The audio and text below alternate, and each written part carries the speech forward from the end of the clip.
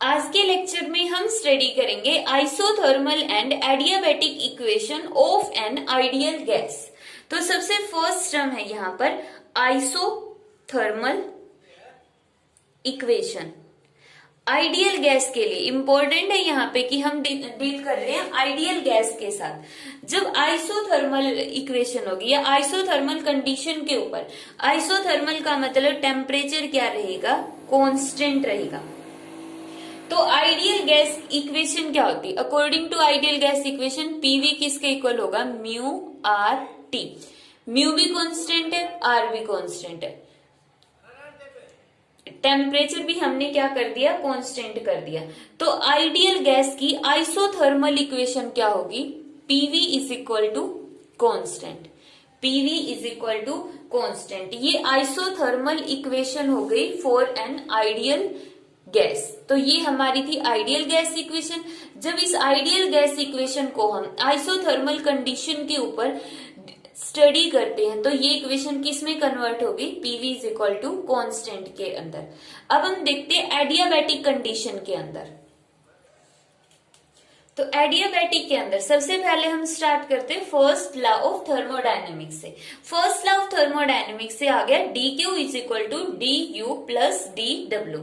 अब देखो एडियाबैटिक है, एडियाबैटिक का मतलब कोई भी हीट का एक्सचेंज नहीं होगा, तो डी क्यू की जगह तो आ गया 0। अब डी यू जो हमने गैस ली है, मान लेते हैं कि उस गैस का वॉल्यूम क्या करना चाहते हैं, कांस्टेंट वॉल्यूम करना चाहते हैं। तो अभी हमने अपने प्रीवियस उसके अंदर पढ़ा था, प्रीवियस लेक्चर के अंदर पढ़ा था कि मोलर स्पेसिफिक हीट कैपेसिटी कितनी होती है। मींस अगर एक सिस्टम लेते हैं और वो सिस्टम एक्सपेंड कर रहा है due to its internal energy, क्योंकि बाहर से हमने कोई भी हीट नहीं दी है। क्यों? क्योंकि हम डील कर रहे हैं एडियाबैटिक कंडीशन के अकॉर्डिंग। अगर एडियाबैटिक कंडीशन है मींस बाहर से हीट नहीं दे रहे हैं, तो जो गैस होगी वो वर्क करेगी, या जो गैस के अंदर चेंजेस होंगे वो किसकी वजह से होंगे? Due to its internal energy. और वो किसके इक्वल आई थी? जो हमने प्रीवियस लेक्चर में पढ़ा था, डी यू किसके इक्वल आ गया था? D U is equal to C V D T के इक्वल आ गया था। वैसे ये फॉर्मूला था mu C V D T. But मान लेते हैं कि जो म्यू है वो 1 मोल लिया, गैस का हमने 1 मोल कंसीडर किया है, तो डी यू की जगह हम पुट कर सकते हैं सी वी डी टी, और वर्क डन की जगह हम लिख सकते हैं पी डी वी। ये वाला फॉर्मूला हमने इससे प्रीवियस लेक्चर में स्टडी किया है। तो 0 is equal to C V D T plus P D V. अब यहां पर देखो हमारे पास सिंपल जो आइडियल गैस इक्वेशन है वो किसके इक्वल होती है? PV is equal to mu R T. म्यू की वैल्यू 1 है तो PV is equal to R T. अब इस टर्म का हम डिफ्रेंशिएशन कर देते हैं। डिफ्रेंशिएशन करो, देखो क्या आएगा यहाँ पे? P, एक बार P कांस्टेंट dV, फिर V कांस्टेंट और dP। डिफ्रेंशिएशन कर दिया, R कांस्टेंट होता ही है तो ये क्या आ गया? dt। dt की वैल्यू कितनी आ गई? डिवाइड में R।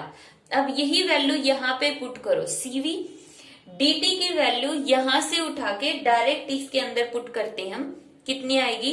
P dV plus V dP divide by R, और प्लस P dV को हम एज इट इज रखेंगे। यहाँ पर हमने सिंपली क्या किया? एडियाबैटिक कंडीशन के अकॉर्डिंग जो कोई भी हीट नहीं दी है तो उसकी जगह हो गया 0। इंटरनल एनर्जी का फॉर्मूला क्या होता है? CV dt। यहां से देखो ये वाला फॉर्मूला बहुत इंपॉर्टेंट है कि जो मोलर स्पेसिफिक हीट है वो किसके इक्वल होती है? du by dt। u क्या है? इंटरनल एनर्जी, t क्या है? टेम्परेचर। इसको याद रखना है। CV किसके इक्वल होता है? du बाई dt के इक्वल होता है। तो du की वैल्यू हमने पुट कर दी CV dt, और dw की वैल्यू पुट कर दी P dV। dt की वैल्यू हमने कहां से निकाली? आइडियल गैस इक्वेशन का डेरिवेटिव किया और वहां से dt की वैल्यू निकाल के पुट कर दी। अब r को उस साइड ले जाओ, r को उस साइड लेकर जाएंगे, 0 से मल्टीप्लाई करेंगे, 0 हो जाएगा, लेकिन उससे पहले इस टर्म के साथ मल्टीप्लाई करना पड़ेगा। इन शॉर्ट हम क्या कर रहे हैं? r का एलसीएम ले रहे हैं, क्योंकि इसके नीचे 1 है और इसके नीचे है r, तो r एलसीएम ले लो इसका। r आ गया एलसीएम, ऊपर क्या आ गया? P DV plus V D P, और यहाँ पे 1 है तो एलसीएम के साथ multiply, P R D V is equal to 0। अब आर को उस साइड ले जाओ, 0 के साथ मल्टीप्लाई करेंगे तो क्या हो जाएगा, 0 हो जाएगा। अब यहाँ पर हम वैल्यू पुट कर देते हैं आर की जगह। मेयर्स फॉर्मूला हमने पढ़ा CP minus C V is equal to क्या होगा, आर होगा। तो CP minus C V is equal to R है, आर की वैल्यू यहां पर पुट कर दो, इसके इक्वल आ गई CV P DV plus V D P P. R की जगह हम पुट करेंगे CP minus CV DV is equal to 0। तो आर की जगह हमने यहाँ पे वैल्यू पुट की, और अब हमें क्या करना है, ब्रैकेट ओपन कर दो। जब हम ब्रैकेट ओपन करेंगे तो देखो P बाहर ले लो, CV DV प्लस V बाहर ले लो, CV DP प्लस, अब यहां से इस ब्रैकेट को खोल दो, P CP DV minus P CV dv is equal to 0।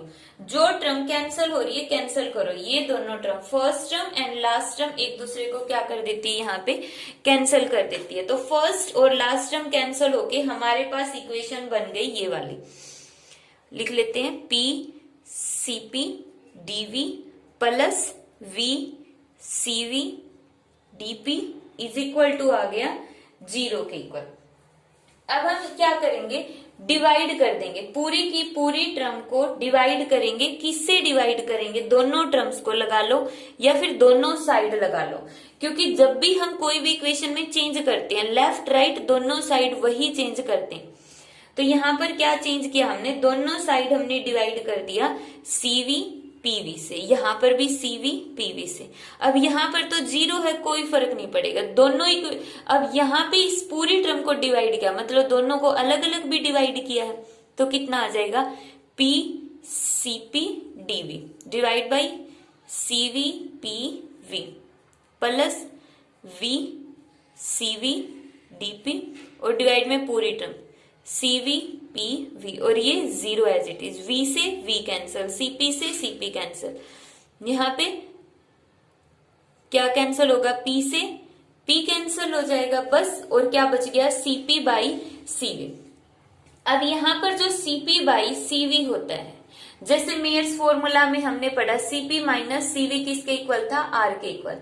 तो याद रखना है CP by CV specific heat capacity at constant pressure divide by specific heat capacity at constant volume. जो दोनों का रेशियो होगा उसको हम दिखाते हैं गामा से। ये क्या है, गामा। ये क्या होगा, गामा क्या होता है, ratio of specific heat capacity at constant volume and constant pressure. तो इनका जो रेशियो आएगा उसको हम किससे दिखाएंगे, हमेशा गामा से दिखाएंगे। ठीक है, तो यहाँ पर देखो CP बाई CV, इसकी जगह मैं क्या लिख सकती हूँ, गामा लिख सकती हूँ।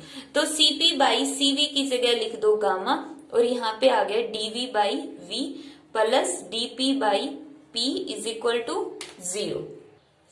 अब इस टर्म को हम क्या कर देंगे, इंटीग्रेट कर देंगे, इंटीग्रेट कर दो इस टर्म को। इस टर्म को इंटीग्रेट करेंगे तो ये हमारे पास आ जाएगा, गामा तो एज इट इज होगा, dv बाई v का इंटीग्रेशन होता है logarithm v, log v plus dp by p का इंटीग्रेशन होता है log p is equal to क्या आ जाएगा, कांस्टेंट आ जाएगा। यहाँ पे जब हम इसका इंटीग्रेशन करेंगे तो ये देखो इंटीग्रेशन डिफरेंशिएशन का उल्टा है, log v का डिफरेंशिएशन क्या होगा, log v का डिफरेंशिएशन होगा 1 बाई v dv।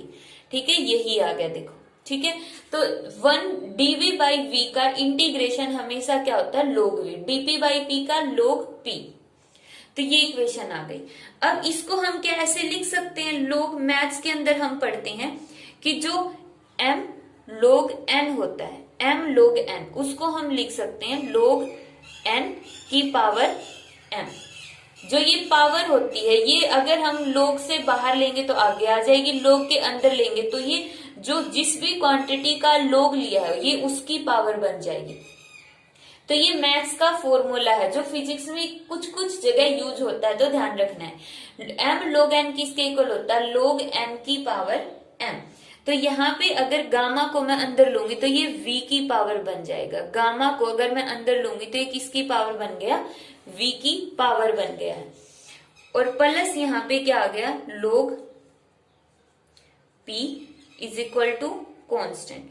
अब देखो log m प्लस n किसका फॉर्मूला होता है, log pv गामा। ये भी मैथ्स के अंदर आता है कि log x प्लस वाई मतलब कि log xy। तो ये मैथ्स का फॉर्मूला यूज किया हमने सिंपल। तो यहां से देखो log pv गामा किसके इक्वल आ गया, कांस्टेंट। तो इसका मतलब pv गामा भी क्या होगा, कांस्टेंट होगा। pv गामा क्या होगा, कांस्टेंट होगा। pv गामा कांस्टेंट मतलब p1 v1 गामा किसके इक्वल होगा, p2 v2 गामा के इक्वल होगा। यही हमारे पास क्या है, एडियाबैटिक इक्वेशन है। तो ये याद रखनी है, pv गामा किसके इक्वल होगा, कांस्टेंट। सिंपल देखो, जो हमारे पास आइसोथर्मल इक्वेशन थी, आइसोथर्मल जब टेम्परेचर कांस्टेंट रहेगा तो pv कांस्टेंट होगा, और जब एडियाबैटिक इक्वेशन होगी मतलब हीट कांस्टेंट रहेगी तो pv गामा कांस्टेंट होगा, गामा और आ जाएगा यहाँ पे। तो ये हो गया pv gamma is equal to constant हो गया। अब यहाँ पर देखो थोड़ा सा इसको एक स्टेप और आगे करते, क्योंकि ये तो इसकी एक फॉर्म हो गई है, इसकी दूसरी फॉर्म भी आती है इस इक्वेशन की। अब हमें सिंपली ये पता है pv किसके इक्वल होता है, RT के इक्वल होता है। तो यहाँ पे v की जगह हम RT बाई P लिख सकते हैं। तो लिखो v की जगह हमने पुट कर दिया RT बाई P और उसकी पावर है गामा। तो इसका मतलब क्या हो गया, यहाँ पर इसका सिंपल सा मतलब R की पावर गामा, T की power gamma divide by P की पावर गामा हो गई है। अब यहाँ से R गामा कांस्टेंट है, तो कांस्टेंट है तो इसको उस साइड ले जाओ, तो किसके इक्वल हो गया, constant by R gamma. R gamma constant है क्योंकि R क्या होता है 8.31। अब इसकी पावर कुछ भी करे, गामा की वैल्यू 3 होगी या 4 होगी तो वो भी एक नंबर आएगा, तो उसको उस साइड ले जा सकते हैं, कोई प्रॉब्लम नहीं। तो यहां से देखो ऊपर p की पावर 1 है, नीचे p की पावर गामा है। p की पावर ऊपर +1 है, नीचे लेकर आओ p की पावर +1 को, तो नीचे आ जाएगी -1। तो ये आइडियाबैटिक इक्वेशन की दूसरी फॉर्म हो गई, t की पावर गामा p की power gamma -1 is equal to आ गया कांस्टेंट। तो ये आ गई हमारे पास इसकी एक और इक्वेशन आ गई, एडियाबैटिक इक्वेशन।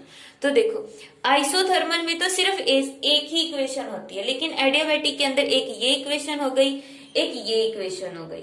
इसकी एक और इक्वेशन जो तुम्हें खुद ट्राई करनी है वो क्या है, TV gamma -1 is equal to constant. इसी टर्म का यूज करके PV is equal to R T. यहां पर तो हमने v की वैल्यू पुट की थी, v की जगह पुट कर दिया, तो फिर यहाँ पे p की जगह पुट कर दो।